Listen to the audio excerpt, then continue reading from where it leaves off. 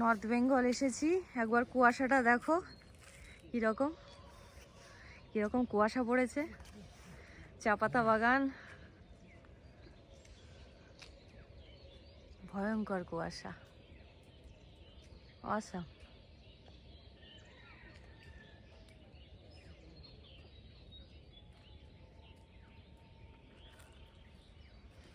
চলো, ওদিকে একটা তালমা নদী আছে।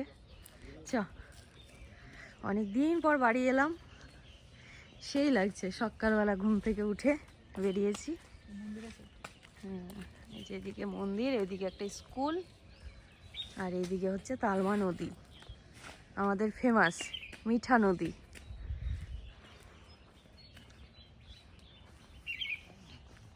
আর ওই দিকটায় আমাদের জমি ছিল, যেটা বিক্রি হয়ে গেছে।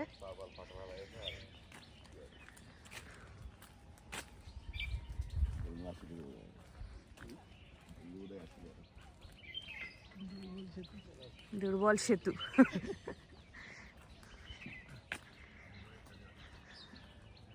কি সুন্দর, তাই না? দারুণ, দারুণ লাগছে কিন্তু দেখতে। আর এই যে দেখছো এদিকটায়, হ্যাঁ এই দিকটা হচ্ছে আমাদের আগে শ্মশান ছিল, এখানে পোড়ানো হতো, কিন্তু এখন ইয়ে করে দিয়েছে, তাই তো, ইলেকট্রিক করে দিয়েছে। বল, কি সুন্দর লাগছে দেখো, অসম্ভব সুন্দর। বাড়িতে এলে এই এক মজার বিষয়, মানে যে সত্যি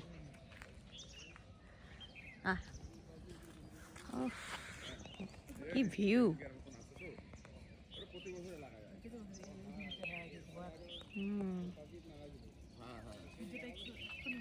হ্যাঁ, এই যে লাল হয়ে এসছে, সূর্যটা উঠবে।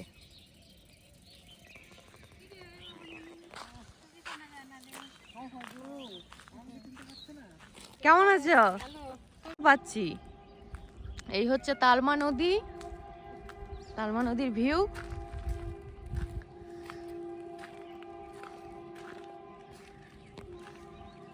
আর এটা আমরা যখন ছোটবেলায় হাঁটতাম তখন এটা বাঁশের ছিল, এটা বাঁশের ছিল।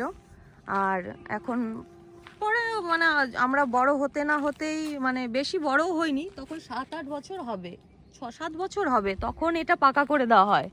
এরপর এখন এটার কন্ডিশন খুবই খারাপ, মানে পড়ে যাওয়ার মতো, মানে ভারী, কিন্তু যানবাহন এদিক দিয়ে যাতায়াত করতেই পারে না। এই হচ্ছে তালমা নদী, মিঠা নদীর জল। এখানে হচ্ছে পুজো পার্বণ হয়, হ্যাঁ, তারপর ছট পুজো হয়, আমরা এখানে স্নানও করতে আসতাম।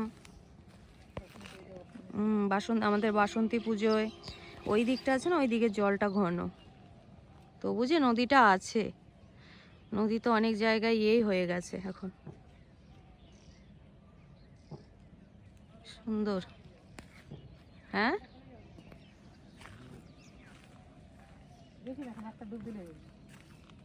কি চান করলে একটা ডুবলেই, হ্যাঁ এই জলটা যাচ্ছে।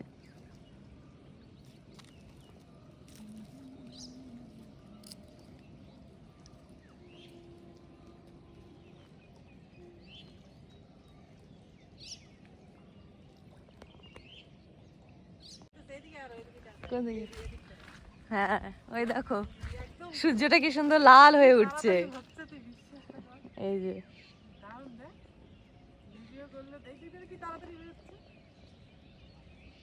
এই বেরোচ্ছে লাল হয়ে। হ্যাঁ, সকালকার সূর্য।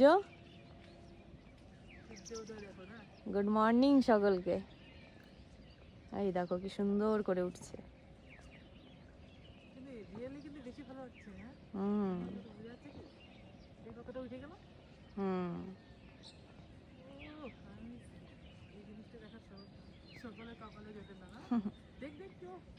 একদম লাল লাল হয়ে উঠেছে। ওই যে উঠছে,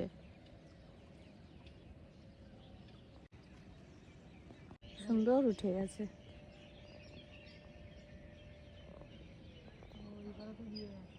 হুম,